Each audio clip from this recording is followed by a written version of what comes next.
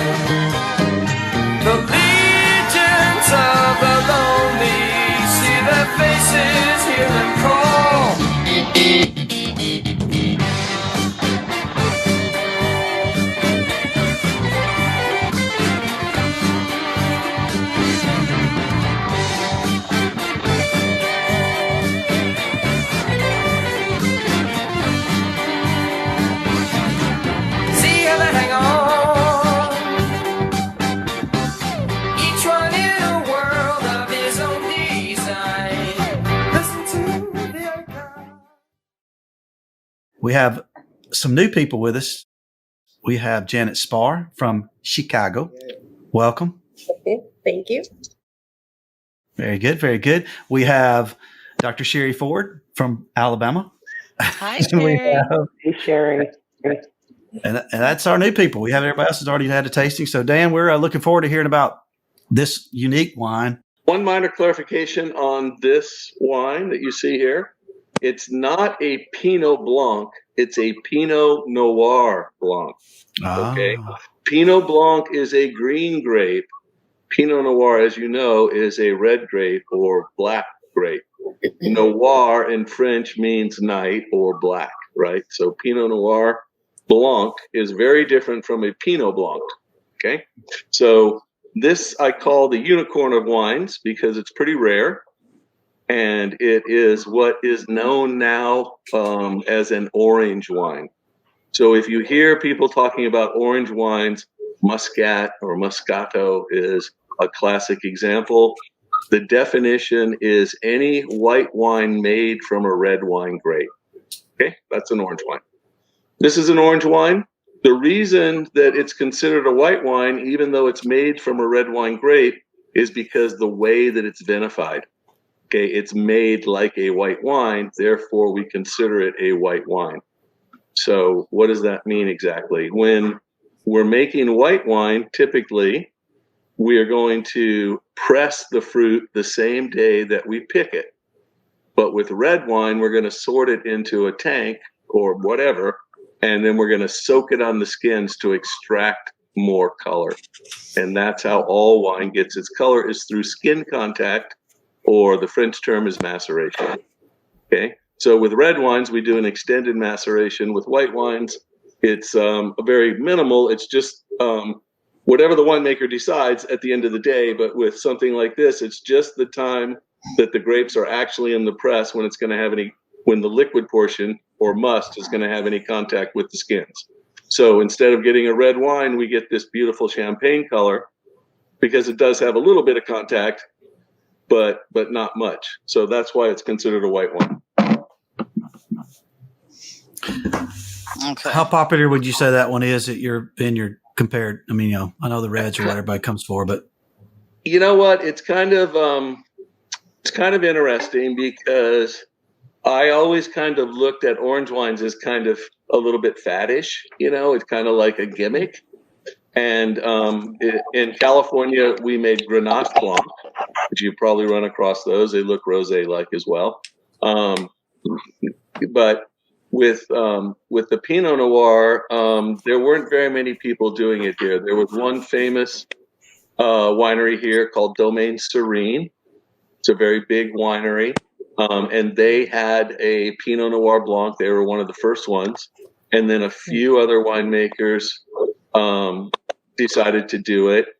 And it kind of grew a little bit in popularity, but not that much. I mean, there's still only maybe a dozen or so producers in all of Willamette Valley that make a white Pinot Noir like this. So I always, like I said, I always kind of looked at it as kind of a gimmick. But I was making a Viognier from a friend's vineyard in Southern Oregon, which I love, Viognier, full body white wine. And my friends and his family sold the vineyard. So after 7 years, I was no longer able to get the Viognier fruit to make that white wine. I make an estate Chardonnay, and I make a Pinot Noir rosé, and I make 4 red Pinot Noirs each year. But I needed to replace that Viognier. I needed another white wine. Sorry about that. I needed another white wine, and since not having the control when you're getting the fruit from somebody else isn't ideal, I decided I would try my hand at a Pinot Noir Blanc. And so 2017 was the first year that I made it, and it became very popular right away.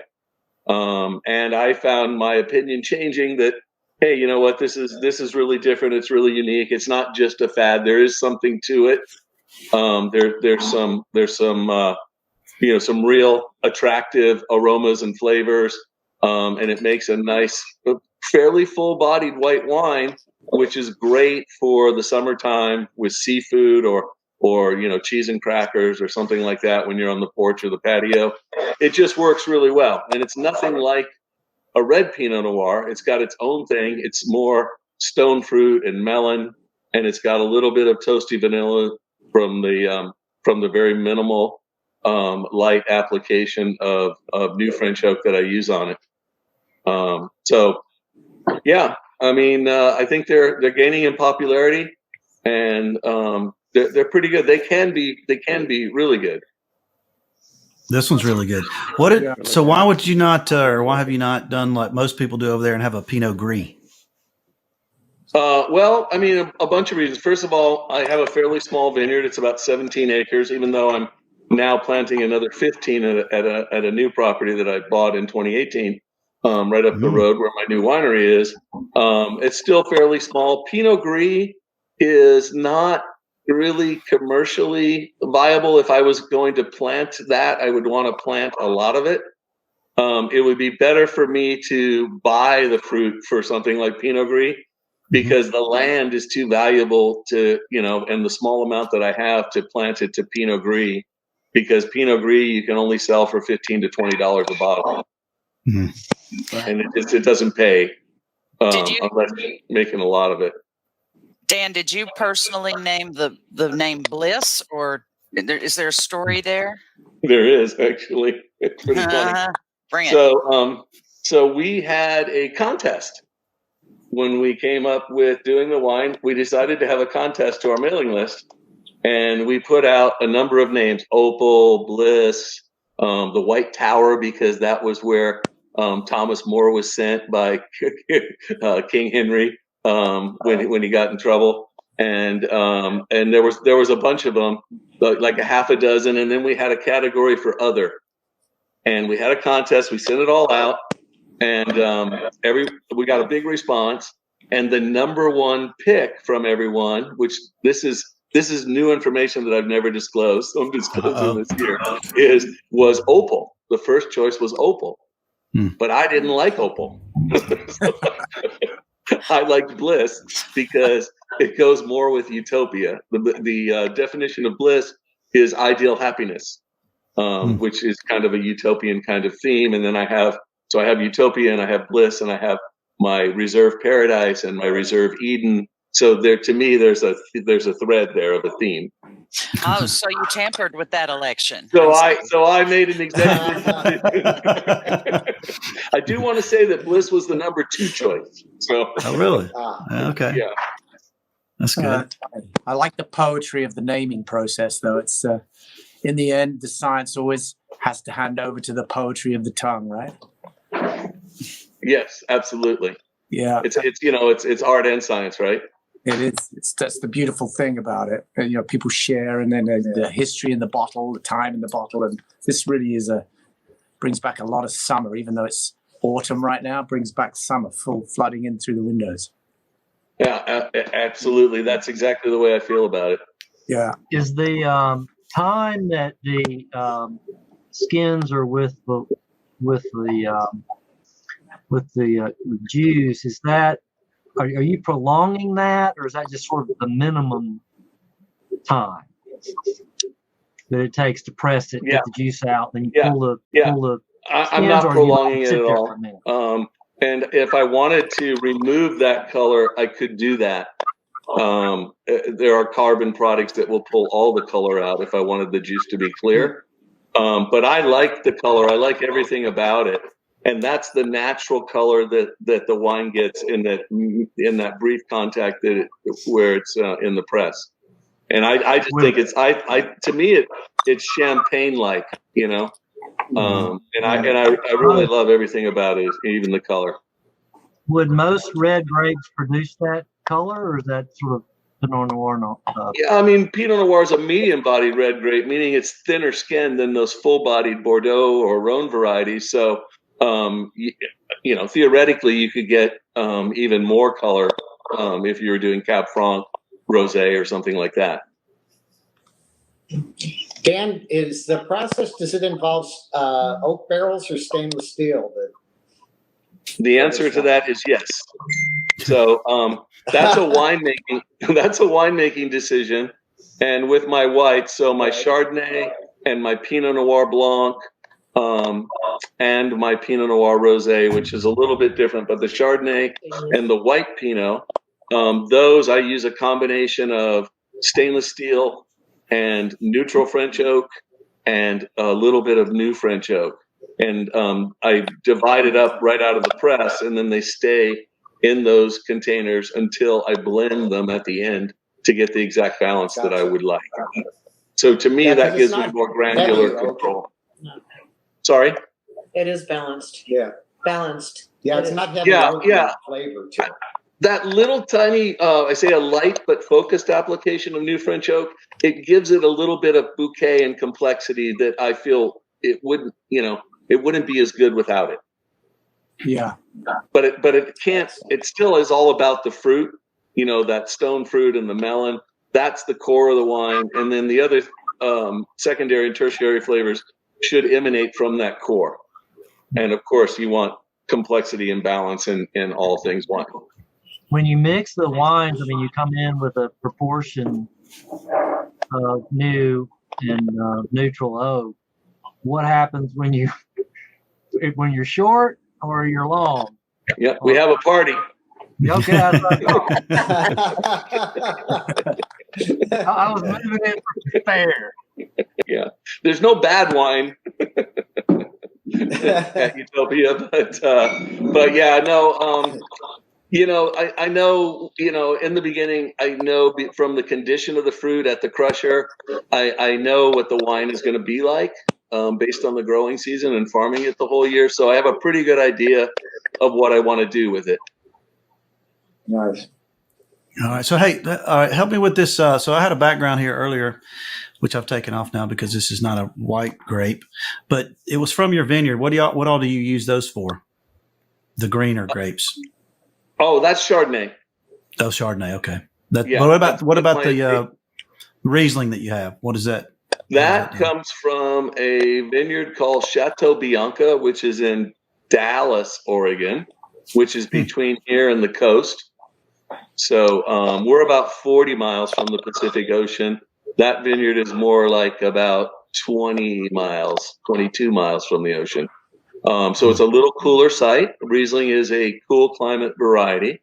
And it's Chateau Bianca is owned by a really nice guy named Andreas Wetzel, a nice German fellow. And he's got some old vine Riesling that he's kind enough to sell me a little bit to make that wine.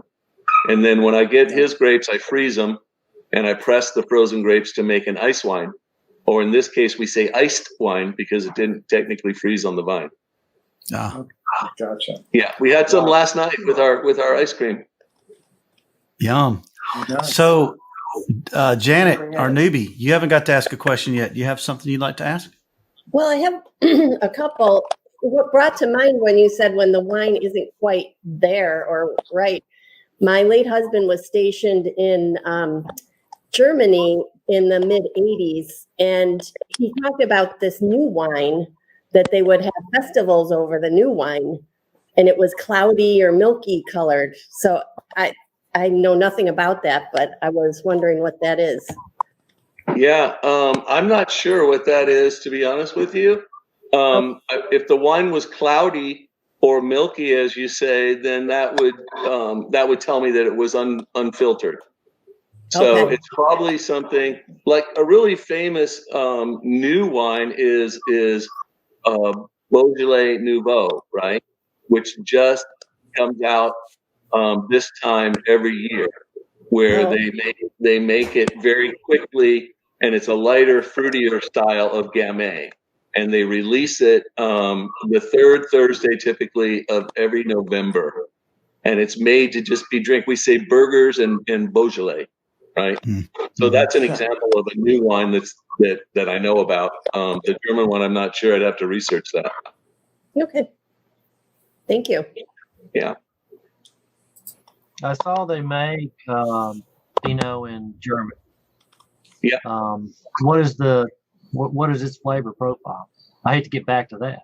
Yeah. No, I mean, Pinot Noir, it assumes the characteristics of the place where it's grown more than any other viniferous grapes. So the French say the word terroir, right, in quotes, which is the soil, the microclimate or mesoclimate, and the topography, the rainfall during the growing season, all of the environmental factors that influence the grapes that ultimately result in what's in the wine. And so Germany is a cooler region. That's why they do a lot of white wines like Riesling, which is a cool climate variety, or Gruner Veltliner, or Würztraminer. Those are all cool climate varieties from Germany. Pinot Noir and, in general, viniferous grapes like cooler climates. They're going to ripen more gradually, and that's going to produce more complexity in the finished product. Because as it ripens more gradually, you're developing not just the sugar content in the grapes, but the phenolic content. And that tends to lag behind the sugar. So if you have a really warm climate, the sugar development tends to get out ahead. And then what you end up with is a kind of a bidimensional wine that's higher alcohol and very extracted on the fruit, but there isn't that much complexity behind it. And so cool climate is better overall. The wines are gonna be much more complex, and that's what they like. Now, there's ways to adjust, of course, in winemaking, but the best fruit tends to make the best wine. That makes sense. Sherry, do you have some questions? I do have one, and if I missed it being addressed earlier, I apologize. But I'm curious, since this is a Pinot Noir grape that's used, who makes the cut for the red Pinot Noir, and who makes who has to be put into the category of going this route? So you broke up a little bit there, Sherry, but I think what you were asking was who decides if it's going to be a red or a white wine? Yeah. Yes. Grapes get to go which path? Yeah, the winemaker. Yeah. In the wine business, the winemaker is the rock star. Sure. So the winemaker makes all the decisions.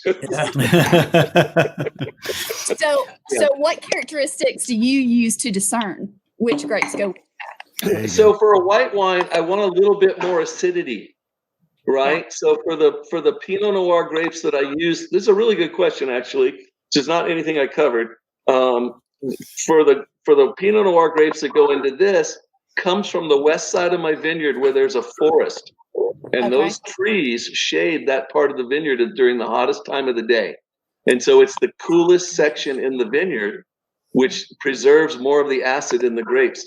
Heat makes the vines respirate more, and it depletes more of the acid. So my Chardonnay and my white Pinot Noir and my rosé grapes all come from that side of the vineyard intentionally, so that I can get more acid because it's a white wine. I want that additional acid, which lends to crispness in the finished wine, right? Sai's got a question. Yeah, Dan, this is during the last tasting session, I mentioned that I started to, with age, appreciate low alcohol wines. And I just remembered that one time I was traveling in Europe, I think we were in Venice, and we had with lunch, there was a white wine that the owner of the restaurant said it was made locally, and it didn't have a label because it was so low alcohol, it wouldn't last long enough to ship and make it through the process to market, as it were. So it was something that he just decided to have small lots of it, serve in his restaurant. And I found it amazing because we could drink 2-3 bottles of this stuff without being shit-faced, probably. Right, right. And it really brought out the zing of the food and the wine. So it was a great marriage, but you didn't have to have the head. And so I'm wondering if there's a trend with, so the laws and regulations of life, faster to market but lower alcohol. Yeah.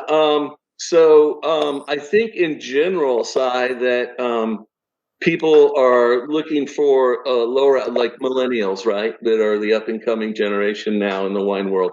They're looking for, they all want an authentic experience, right? But they're looking for lower alcohol wines. They're more about the experience. And they want it to be, paired with the right food as part of that experience. Yeah. And a lot of times they want to meet the winemaker and know the philosophy behind the wine. So it's kind of interesting. You do see that as a trend. And then being a boomer like me, I mean, I think we talked about this last time. Exactly what you're talking about. I mean, I like the lower alcohol wines because you get more of the other characteristics of the grape. Alcohol can be a little bit bitter, and you don't get the hangover. And you can enjoy the whole bottle. Like a bottle of my Pinot Noir at 13%.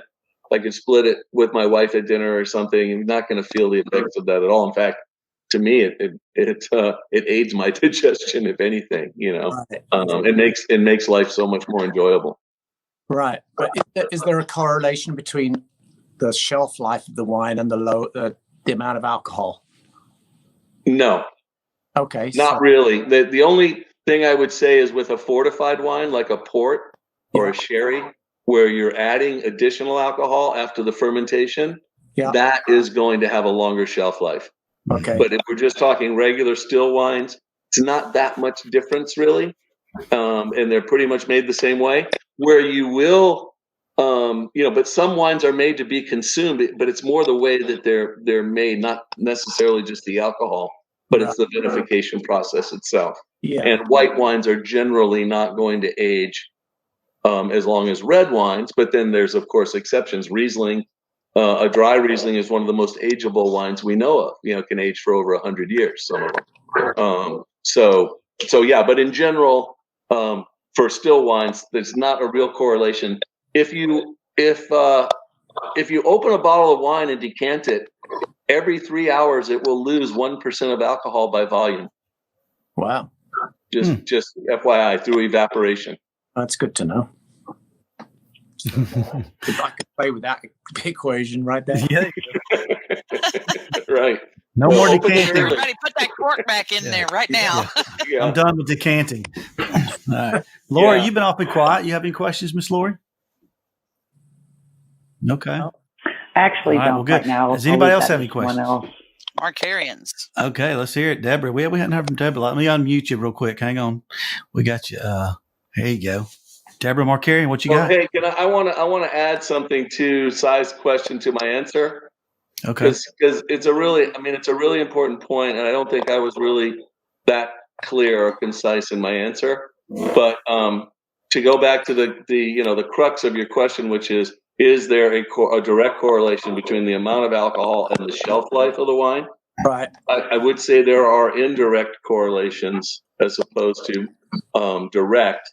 When you have a higher alcohol wine, it's usually a red wine, and that's going to be more tannic, and that's going to add to the shelf life of the wine because of those tannins, right?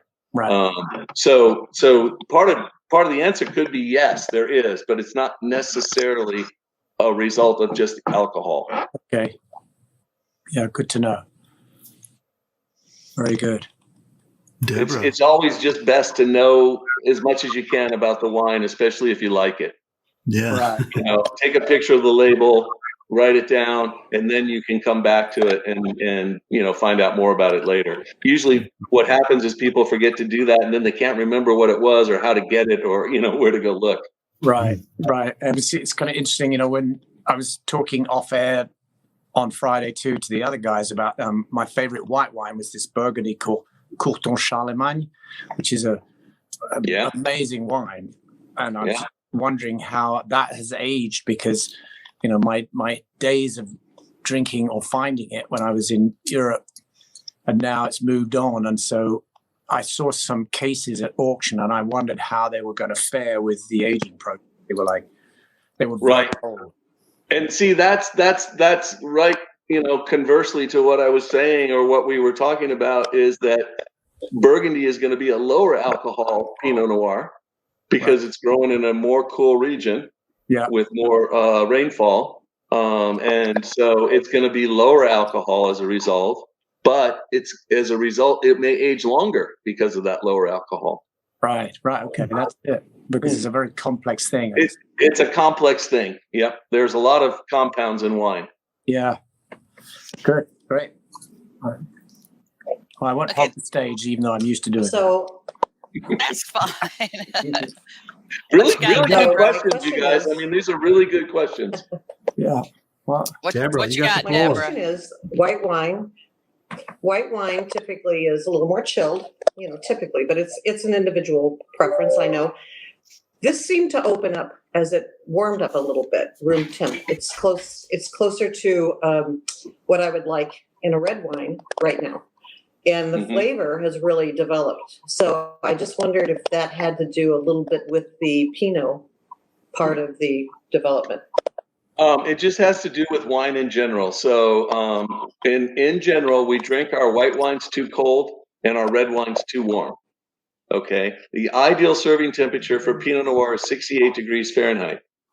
If you're like me and you have a cellar and you keep it at 55 degrees, then when you first take it out of the cellar, it's not going to be at its ideal serving temperature. But the wine at room temperature will warm up 4 degrees every 15 minutes. So that's a good rule of thumb, okay? I like my red wines to be even a little bit cool when I first start drinking them, like 62 or 64.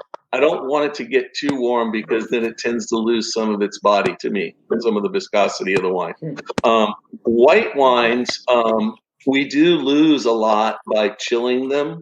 Rosé is an exception. Go ahead and chill the crap out of that if you want, especially on a hot summer day. It's going to enhance it.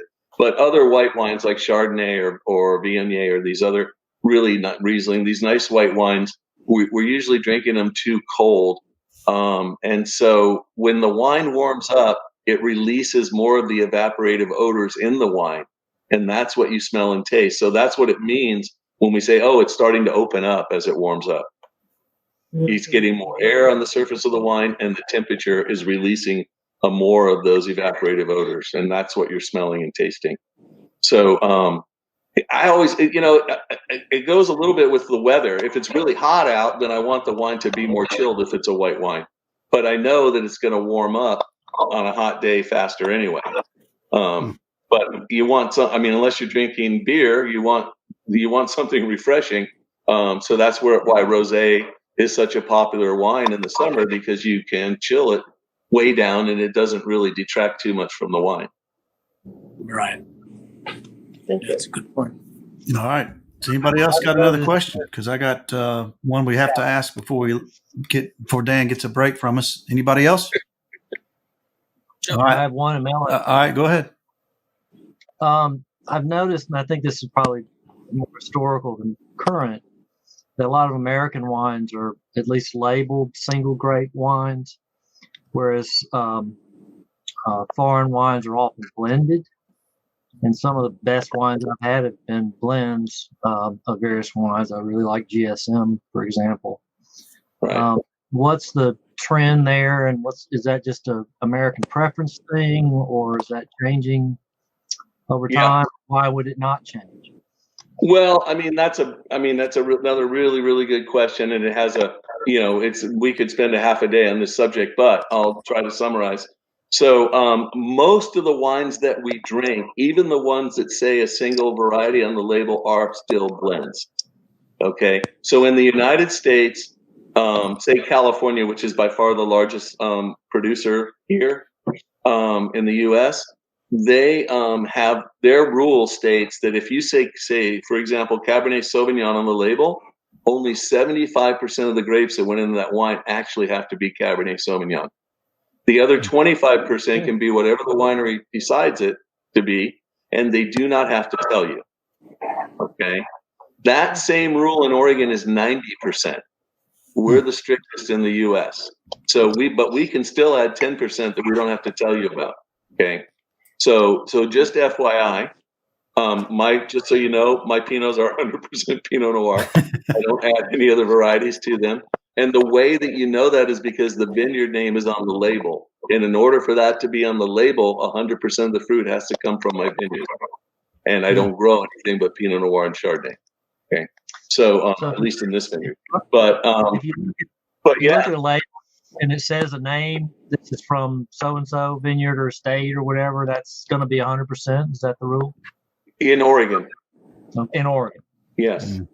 A state actually does have a legal definition at the federal level. Okay.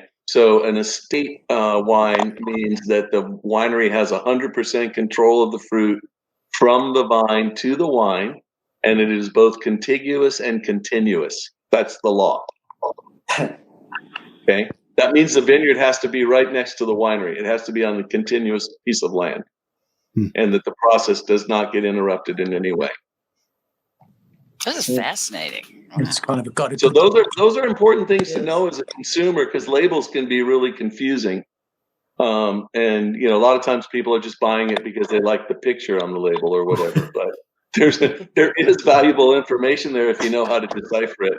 And I would say that there's a really good book that you can get for like a dime on Amazon, a used copy, called the Sommelier Guide, and that will decipher not just American wines, but the European wines, which are much more complicated when you're trying to read the label.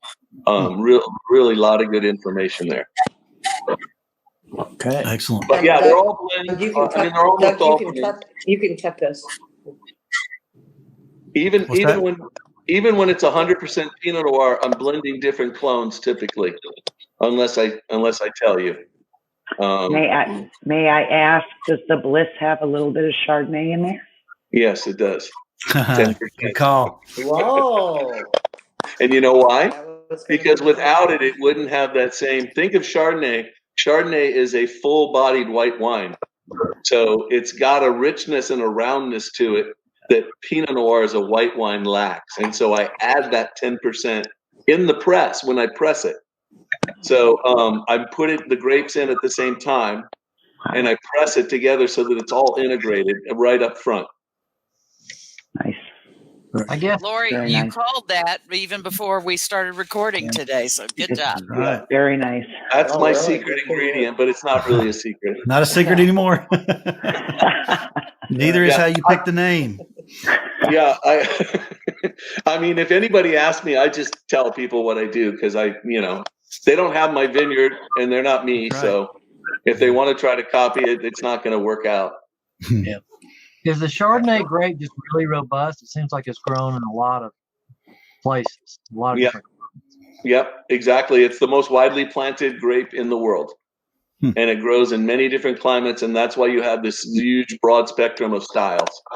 Because in the winery, it's like a blank sheet of paper. So anything I do as a winemaker is going to be, much more dramatic in the finished wine if it's a Chardonnay than, say, in a red wine. Any little mistake that you make with Chardonnay, it sticks out like a sore thumb. And hence you have a lot of mediocre Chardonnay. Well, there's also the Chardonnay. I don't want to call it a debate, but conversation. There's some people that like it, quote, buttery, and there's some people that don't. What would you say yours is? Well, I'd say it's definitely not buttery. It's more creamy than buttery, and it's mostly balanced, and it's fruit driven, like all of my wines. But there is a little bit of new French oak there as well, like we talked about. The stainless is to highlight the freshness of the fruit, and the neutral French oak is to add texture because the wood's porous, but it's not imparting any barrel flavors, because after 3 fills, the barrel doesn't impart those flavors anymore. And then the new French oak is to add the bouquet and that little bit of complexity and that vanilla and toastiness that goes with the creamy finish. Excellent. Okay, so I got to ask, it's not going to do any good for people that are going to watch this show by the time I get to air it, but we got, 6 people in here. What do you recommend for our Thanksgiving turkeys for those of us that are having them on Thursday, or for tofurkey for those who don't eat turkey? Yeah, right on. I like to try, because Thanksgiving is a big meal. There's all kinds of weird spices and stuff that you're having that you don't normally have in every day. So I like to have a variety of wines on the table for Thanksgiving, just like the variety to match the variety of food. And I always like Chardonnay with turkey. I mean, it's really good. Pinot Noir is very versatile. There are some really good Spanish wines that have a spicy characteristic that go good with some of those weird spices, like Rioja. And those are usually pretty good values too. and it's fun sometimes to have something that you don't normally have. So don't be afraid to go a little bit off the beaten path when you're celebrating something like that. It's just something, where you might discover a new favorite, right?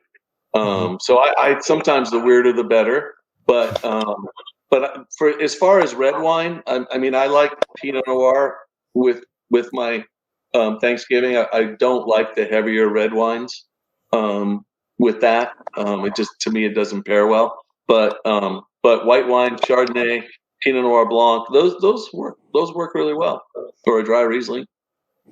Right. Well, I know Cy before you joined us today. Cy suggested that he might want to order up a dozen oysters or so to have with this wine. Yeah, definitely, Cy. Yeah. Yeah. And it's really good with like some seared scallops or something like that as well. But yeah, scampi or oysters or scallops. I wouldn't go as far as to say like lobster or something that rich, but something a little crisper on the seafood side is great with this wine. Yeah, that's the first thing I thought of as soon as I took my first sip. I was like, awesome. Yeah. I love that. Yeah. It's the 1 + 1 = 3 equation, right? Or 5 or whatever. It's the food and the wine together that is, what is the sum of the parts is equal to or greater than the whole. It's one of those things that I always mess up, but it really is true with wine and food, and you should always be looking for that because they really do make each other better. Yeah, we use that combination in music. It's where the sum of the parts is greater than any one. We call that the gestalt. What do you call it? Gestalt. Gestalt, yes. Great, love it. Thank you. Yeah, it's like, for me, that's the poetry of it all. Is the existential part of it at the end. Excellent. Yeah. Excellent. Yeah. I know that word, but it's not one I often hear. That's great. Be a good name for a Riesling. Yeah, there you go. Well, my next experiment, I'm going to do a sparkling wine, and I might start with a rosé and make a sparkling rosé, but I'm definitely going to make like a brut, like a dry, like mostly Chardonnay, like maybe 90% Chardonnay and 10% Pinot style of sparkling wine in this next year or so. Oh, very good. I'm excited about that. And I'll maybe call it Gestalt. Yeah, I'll have to come up and do a show for you with that. Exactly. Hey, anytime. That'd be awesome. The sparkling rosé. That'd be great. I'm just down the road. I've been looking for a reason for a road trip. Yeah. All right. Yeah, you're down in Southern Cal or where? I'm in Santa Cruz. Oh, Santa Cruz, my old stomping ground. Wow. Yeah. Cool. It's a great town. There you go. It is a wonderful town. I have lots of great memories I'll share with you about Santa Cruz. Very good. I'm always plugging for business, excuse me. Good Chamber of Commerce member. Yeah. That's it. Cy Curnin live at the Utopia Winery. I like the sound of that. I will be there. Good. I'll be there. Yeah. I'll supply the wine. To launch sparkling rosé, which that's a lock that we'll have a case at our house because that's what my wife likes a lot. That's going to be fun. Yeah. I think it's a genius idea. Woo! There you go. All right, good deal. Thank you. Well, Dan, we appreciate all your time again, man. You've been very generous with it. My pleasure, guys. Thank you. You really brought a lot of little thought processes. Yeah. That's awesome. Awesome. Thank you. And really appreciate it. You guys obviously know you're welcome here anytime, and we'll roll out the red carpet for you if you can make it. Excellent. Yeah. All right, we got one more, by the way. We got the Chardonnay we still got to do. Okay. Sorry. Keep me on track, Doug. One more, just one more. I can get used to this. Oh my goodness. Yeah. When you do a sparkling, we'll have to have another one. We'll do a sparkling show. Yes, I'm in on that. Ooh. Yeah. There you go. Also, by the way, for the Chardonnay, we have Cindy's going to join us. She'll be new, Cindy Michelson. She has the Harvest Riesling, so we want to talk about that too. Oh, all right. Or as Cy calls it, the Riesling. Which one is? I don't know. Is it Riesling? Riesling. Yeah. It's Riesling, but we English always corrupt everything. Yeah. maybe American over here. Yeah. Well, we were the first Americans, so we were There the you first go. corruption. That's right. Yeah. Always learn something new. All right, great, man. Thanks. We'll see you soon. All right. Thanks for all the great questions, guys. Thank you, All right. Dan. Bye bye. See you next time. Thank you. All right, good stuff. Okay, well, so let's hang out for a minute. We haven't, you know what? We haven't done one thing, mainly because I'm frozen, I think.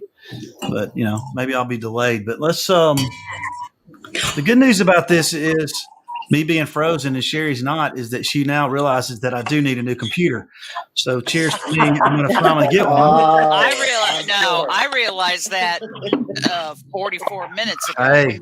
Your wife's stream has been totally perfect. Thank you. Yeah. And you're over there doing the robot. Guess what I'm getting for the holidays? Guess what I'm getting for And, Christmas? and I'm on a state supplied computer, Yeah. so that's a bad sign. Let's all cheers. We hadn't had a sip yet. Wait, I got to pour some. Cheers. All right, hold on. We'll wait for Mel. Okay, wait. Sorry. Everybody ready? Cheers. All right, let's do it. Cheers. Cheers. Have a happy Thanksgiving. Oh, Brady Bunch. I really like this wine. It's really good. Really nice. So, It is. yeah. So let's Off I've topic come to to the anything I've had. conclusion, the reason I don't like wine so much is I've been drinking cheap stuff. So yeah, I this is not this stuff. think that's my So yeah, so tell us a little about your wine story. When did you start drinking, or how have you been drinking? Are you a big wine person? Me? Yeah. Yes, you. No, I'm not a big wine person. I will have it with a meal. When someone makes something and they have the wine there, I rarely order it because I don't know what to order. I went on this fancy cruise with my mother-in-law and their family, and I drank what they ordered, and they poured me a glass. But I enjoy what I drink usually. Like I said, except for the cheap stuff. And usually I don't like white, and this is really good. And I think I don't like it when it's too acidic or too, I don't know, it has like a bite to it. I don't like that, but this doesn't. Well, he was saying that means it's not quite as heavy in alcohol, right? Am I right? And for the acidic, When it's Balanced. Yeah, I don't know. more balanced. so, but I'm learning, just like I'm a late bloomer with the music. I'm also a late bloomer with wine, apparently. You're going to get to hear plenty about wine when we finally do all these shows and put them together. So no worries there. So you do like this wine, though? Oh, I love it. It's really smooth and Isn't it drinkable. good? And Oh my gosh. I'm having some Havarti cheese, and it's really good with it. Yeah, show everybody what you got there, your cheese plate. Yeah. That was pretty nice. You sent me a picture. Check it out. She's on top of her game there. Well done. She's doing it right. Sai is taking a piece. I saw him sneak one. I ate all my Havarti on Friday, darn it. Too bad. Well, we're glad you joined us and it, took a bottle off Whitney's hands. It's great. Yeah. Very fun. Very good. That was very light and dark combination of wines there. Yeah. Okay. Sherry, let me unmute you. Sorry, but your dogs were taking center stage there for a second. Doug, can you unmute her? I did. I just did. Okay. Anyway, you're new here too, even though I think we all know you. But same question. What is your wine story? And are you a red or a white or a bubbly girl? What is it? Wine story is I was going over this earlier because I figured this question was coming up. And I think it ties back to when we lived in Louisiana. We lived next door because I grew up in a house where I'm from the South, deep South. So if there was any alcohol in the house, you didn't talk about it. And if I was in my house was beer and a bottle of Riunite red wine under the, low on the in the kitchen. And And so wine wasn't a part of my world until Doug and I moved to Louisiana, and we lived next door to some neighbors who turned us on to a little local spot that would sell like, I'm trying to think, like closeout wines, 3 bottles for $10. And South Louisiana is all about adult beverage and enjoy. And it was such a neat experience. And so we just started there, or I did, just kind of started there. And then just over time, it became something we were really interested in learning about. So as you all know, Doug's story, you know that we've gotten quite into wine. And so it's a big part of what we do to entertain. And those 3 for $10, by the way, that was in the 90s. That's not today. Yeah. That was a long time ago. Well, you say that you say they were closeouts. They still could have been very nice wines. Yeah. It was just...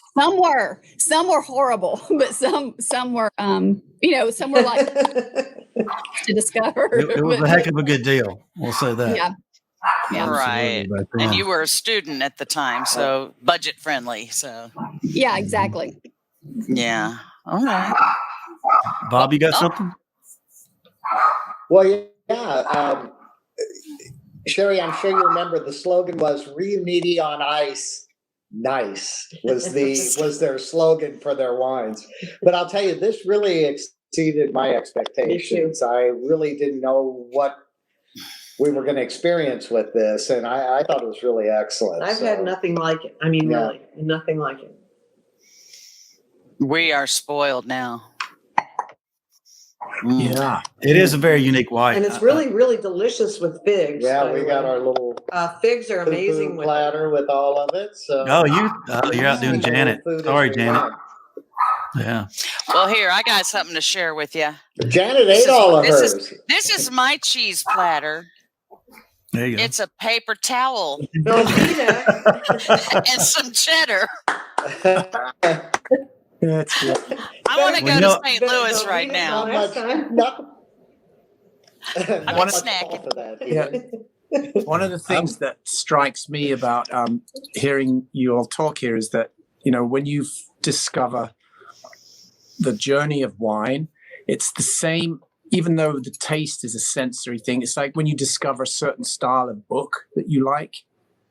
Sometimes it's, it's a fiction or a romance, or it's a crime story. There's a journey, and you sort of devour those style of books until you've had enough, and then you try and find something else. And I found wine to be the same kind of journey. It's not just about the repression of alcohol and don't drink and all this stuff. It's learn about the history of time through wine and the ages and the way people drank it and all the people that have ever opened a wine bottle and what their thoughts were and the conversations they had as the wine went down and the year it was made in. It's like looking at an old photograph or an old newspaper.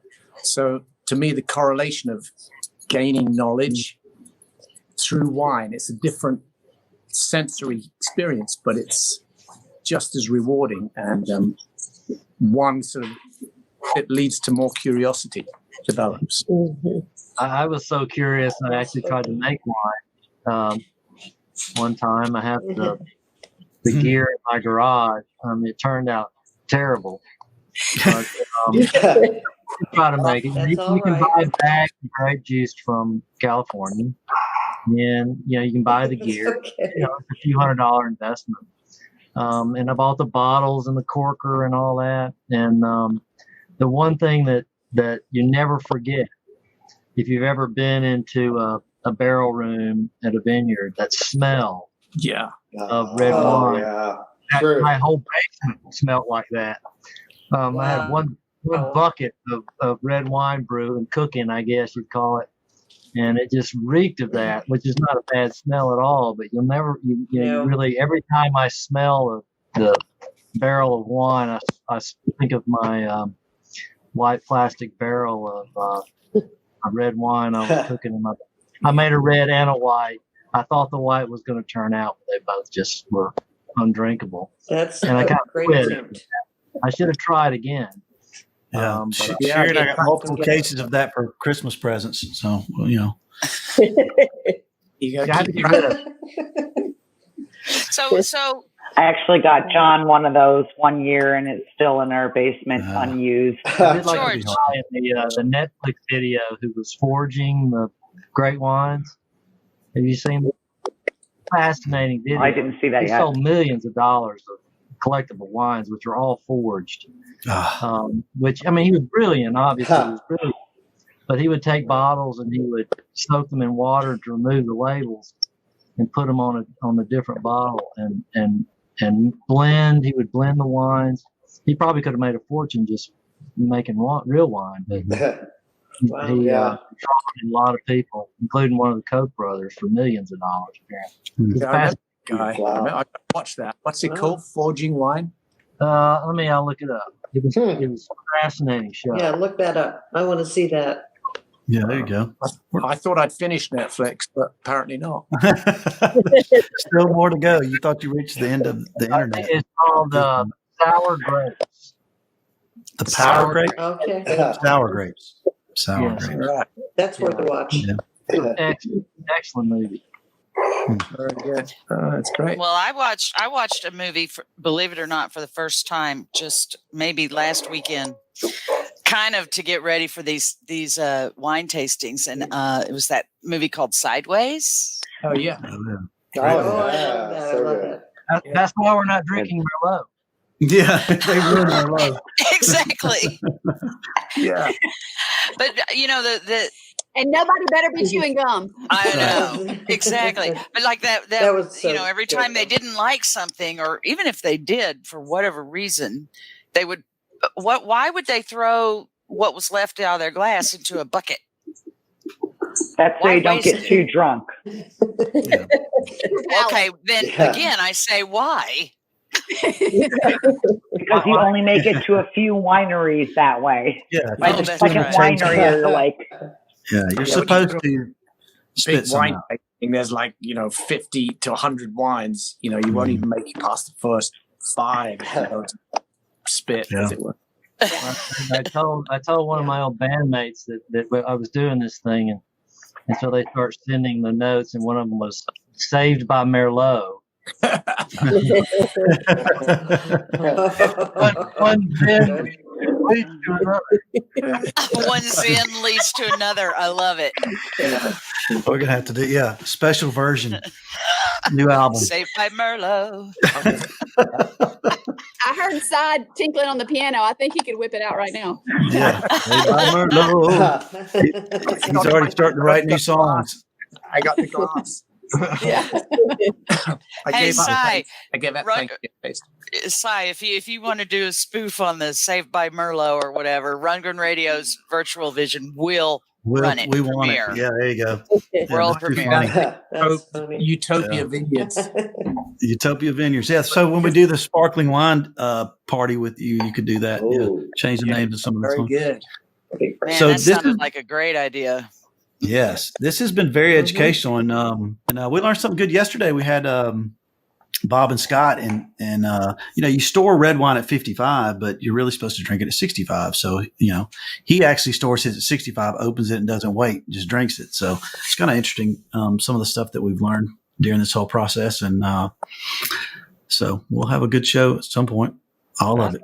The one of the I can't fascinating things that I've shared with people that I learned was the fact that when you let a red wine breathe, what you're actually doing is allowing the wine to release what they put in the bottle. Me too. I liked Lori's cover. Yeah, the genie. So fascinating. The genie is released. Yeah, I mean, it wasn't the property inherent to the wine; it was the property of the bottling process. Okay. Yeah. Yes, Yeah. indeed. Did not know that. Good stuff. I All think right. this one may have been the best one so far, as far as the wine, the company, the cracks, the wisecracks, whatever. It's been fun. This is our first white, and we'll be the only. The other than the Chardonnay, we'll have the Chardonnay too, and then Cindy will do that little Harvest Riesling deal. But it's just not common over there. Everything's so Pinot driven. There's a few whites, but it's That's how not good a big deal. It's really good. I wish You got I wish I could drink it. I wish I enjoyed Chardonnay. I'm ashamed of it. I just can't. I can't. And maybe a lot of someday. people are like that. My thing either.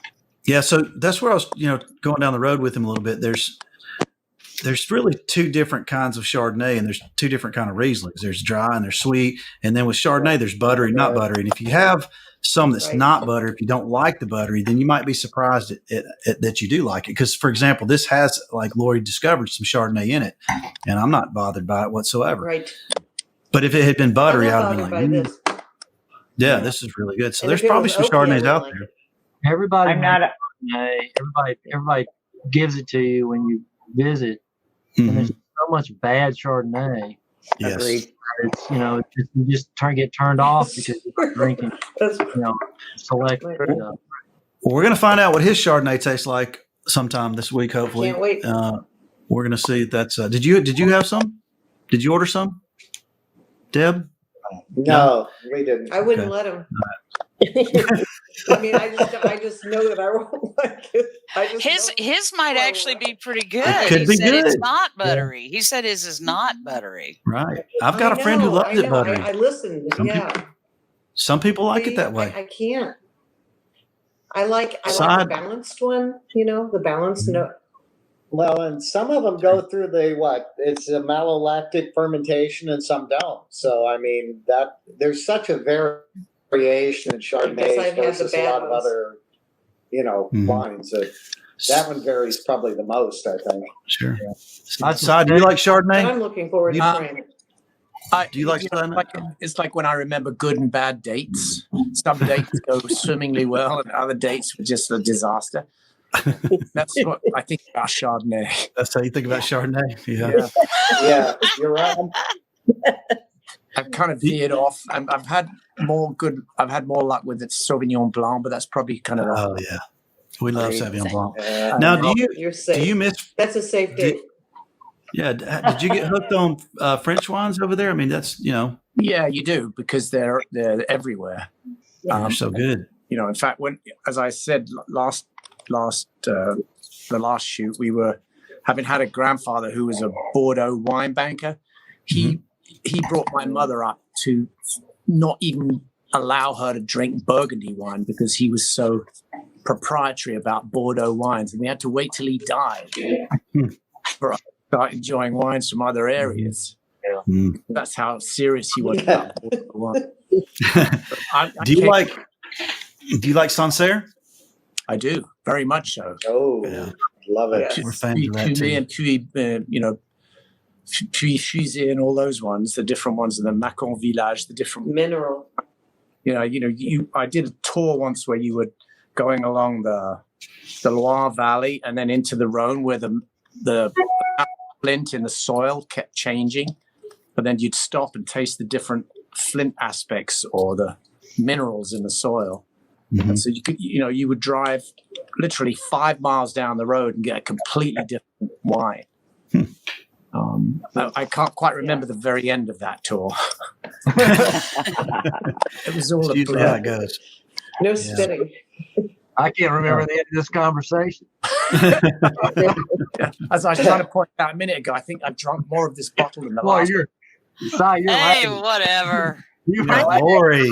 I have a question for Yeah, we're Cy. down low. But there's two of us. Go I have ahead. a I'm question. impressed. All right. I Shoot have it. a question for Cy. I don't know if anyone asked this, in the previous tasting, but I read about your Love, Hope, Strength Oh, yeah. charity, and can you talk a little bit about the treks that you've done with that? Sure, yeah. I was lucky enough to be invited by Mike Peters, who's like probably the hardest working man in show. As you may or may not know, he came down with leukemia in the mid-90s, and he kept soldiering on, and then it got hard for him to get insurance to travel and tour in America. And he met with an insurance agent who also happened to be a leukemia survivor, a guy named James Chippendale.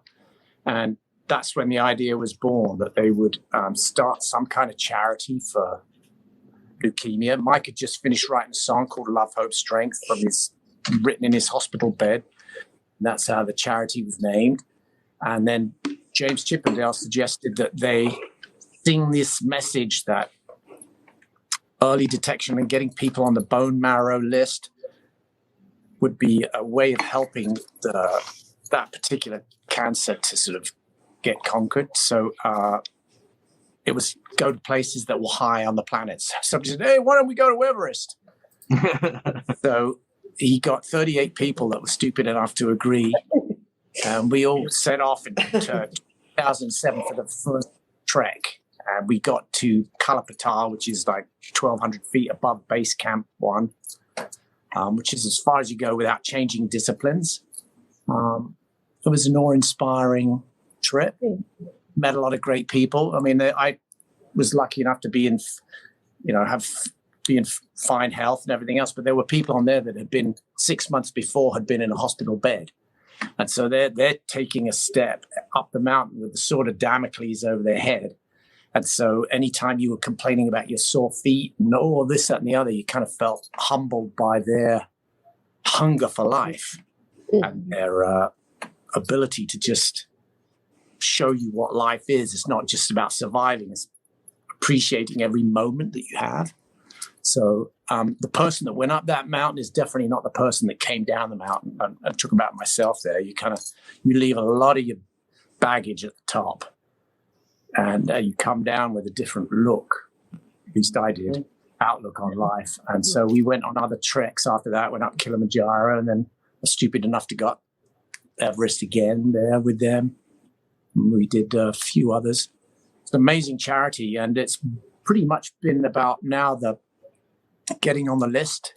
The slogan has switched now to get on the list. And so at rock shows, they'll have a little booth where you can just get a quick swab and you go onto a bone marrow registry. And so they have, I think, had about 700,000 people joining the list. And out of that, they've had 3,000 matches, which is huge. When you think that there are only at present maybe under 100,000 people waiting for bone marrow matches, if you could get the amount of population to swab and increase the amount of likelihood of matches, you could almost eradicate the disease.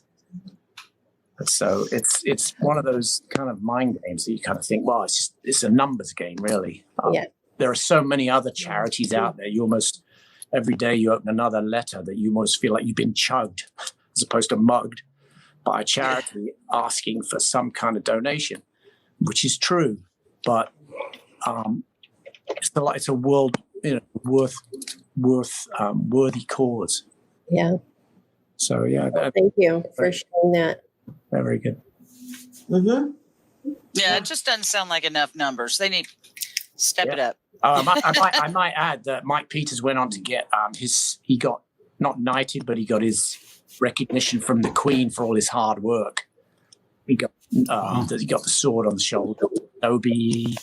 So he's taken that on now, and he's pretty much taken the mantle on his own. He kind of was rocking it after Lance Armstrong fell in disgrace as being the leader for health and charity and survival. He's kind of stepped into that world, of which, it's a long road, but God bless him. He's doing a great job.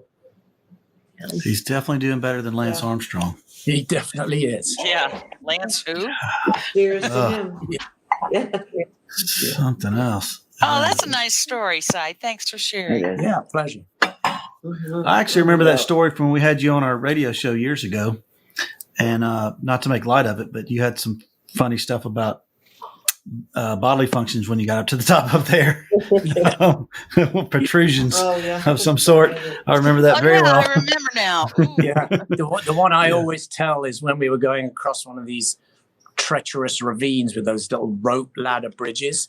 And I see, and I'm like struggling with my 2-pound backpack, and coming towards me is this Sherpa that's got like half a house on his head. And I look down and he's only got one flip-flop on, and he's got a flip-flop and a bare foot. And I say to him, "Well, you lost a shoe?" He goes, "No, I found one." And that's one of the reasons why I came down a different man from that trip. Yeah. Yeah. How you see things. And I've been sort of labeled. We've all been labeled with our own entitlement, and we don't know what generation we've all grown up in, but there's so much really good things to still hold a hat to and find hope. But it breaks my heart to see people tearing each other's throat just because some political bollocks, basically. Yeah, it's very amen, brother. Dangerous times, but we're worth so much more than that. That's where one of my favorite songs of the Fixx is "Stand or Fall," and I found that really appropriate to the times that are happening right now. Yeah. There you go, man. Thank you. Yeah, right. Yeah, we'll be out there next year. Hopefully, as soon as they let me out of this cage called prison. Yes. That's it. So, I know we have the capability of editing or not editing, but I can't edit myself right now because I've had like 3 glasses of this great wine. Oh, no. But Lori, you have a Psy story. Oh yeah, I can end the broadcast. You need to tell it. Well, I'm going to keep it, and we'll see. Yeah, we'll see. Keep it, and then we'll see. You might want to edit it, but I do have a Psy story. So, go. I was on for the Todd Healing Tour. I was on the Golden Goose, and when we were in St. Louis, my friend and I came outside. We were at a restaurant. I can't remember. I think it was Indigo. Doug might have said. Yeah. So we were all there at a restaurant. Todd was there. The Fixx was there. And so my friend and I went outside. There were 2 tables in front of the restaurant, 2 small tables right next to each other. So we sat down to have a smoke. And about 5 minutes later, Cy and Todd, and I believe some members of Cy's band, came out and sat down next to us and had a smoke. And my friend and I sat there and said, "We're not leaving." So they were out there for quite a while, and we're like, "We're not giving up this table." So we just kind of basked in the glory that was that night. So thank you for that. Oh, great. I hope you got some of the smoke that was coming off. We did. Yes. It depends on what you were smoking. A smoke of what exactly? You're leaving an important part out there, Miss Mimsy. I smoke cigarettes, but I'm not averse to any other kind of fumes. Okay. It's all legal. It's okay. Yeah. What tour was that, Lori? Was It was that Todd Healing at the in St. Louis? That was at Mosaic. Orpheum. We were there. we were there. We had a private party that night in the back. It's called Mosaic. That's right. Yep. And I think so- all of Mosaic. us were That's there. it. That was you were Mosaic. there, and That's you it. were there. Yeah. We were there. Yep. That was we great. It was a beautiful night. Joined in for two nights, and we did Indianapolis and St. Louis. George is a big Fixx fan, by the way, if you didn't I know. was a big Fixx fan. Fixx was at that show. I feel in revered company. Thank you so much. My brother gave me a gift. I did have a request from one of my bandmates. If you recall, we had some beers at a restaurant after the festival in Atlanta. God knows, 10 years ago now, I guess. Wow. And you were talking about the crawfish in your pond at your property in France. And he asked me, did Cy ever learn how to cook his crawfish? I did. I had grand visions of like commercializing these. Yeah. But much as the other thing, it was another idea that fell by the wayside. But also growing leeches, because medical leeches has become a huge Really? farming thing, and the crawfish and the leeches could live quite well together. Yeah. But of course, it was another idea, like a New York cab driver got an idea a minute. Just looking how to maximize. But I do enjoy the black crawfish that have invaded Europe. They turn up all over the place. There's a lot of can't beat them, join them menus where they're just infested with these things. They're taking over a lot of European rivers, and they can't cook them fast enough. But if you catch them at the right size, they're delicious. So it's something that people can eat. What's the right size? What's the right size? Well, for me, it's around 5 inches, 4 to 5 inches, just like we talk about a black crawfish like that. So you've got enough meat on the tail. You can actually dip into the claw if you're adept enough. And they look nice on a plate. But, if it gets bigger or too small, it's too fiddly. Too big, it's, means How you would can't it, have how would it pair with the, pair with the bliss? Pinot Blanc. very well. Excuse me, Pinot Noir Blanc. Pinot Noir Blanc. Sorry. I just said bliss. I don't know. Yeah. That's good. That's what it is. I bet it would be great, Yeah. actually, because he There you did go. mention shrimp scampi before, He did. and I think of crawfish Yeah, and shrimp. lightly Scallop. lightly seared scallops. That'll get my honey happening. So when is the new recording coming out again? In 2021, the early part. Yeah. I don't know the exact date, but we've been waiting for the record company to decide, whether touring is a factor or not. And they decide, touring is a factor. Then will we be able to tour? Won't we be able to tour? So they're working up a different plan. So you'll sync the release with the tour dates? Yeah, but now they've decided to just go for it anyway. So Okay. I becoming. would probably think that I wouldn't do anything in 2020. If you don't release it in 2020, nothing good can happen. Yeah. No, not this year. No, we're waiting till. No, wait. Yeah. Yeah. Wait till 2021. You know, Even if it's ready. Late 2021. Yeah. Yeah. How many of us were playing with the phrase, with 2020 vision? Remember when, Yeah. with 2020 vision, we're going to see things clearly. But boy, we're seeing things. I don't know if it's Too clear. Yeah. No, maybe. I Maybe used that actually. It's Yeah. crazy. So- I remember Doug and I did when we used to do just an online radio show where it was just our voices. Doug, you're going to Way back remember this. Way back when, because it does feel like forever. So let's say sometime in January of 2020, our first radio show, I started it off doing the impression of Barbara Walters, and this is 2020. 2020. I remember that show. And I'm pretty sure it's now my fault because I think I cursed the whole You year. did. You ruined it for everybody. Mhm. Yeah, you did. I think John has Can I- John, you have a question for somebody? Yeah, real quick. The show when it was a Todd Healing concert in St. Louis, Mhm. the Fixx were fabulous at the Orpheum. Yes.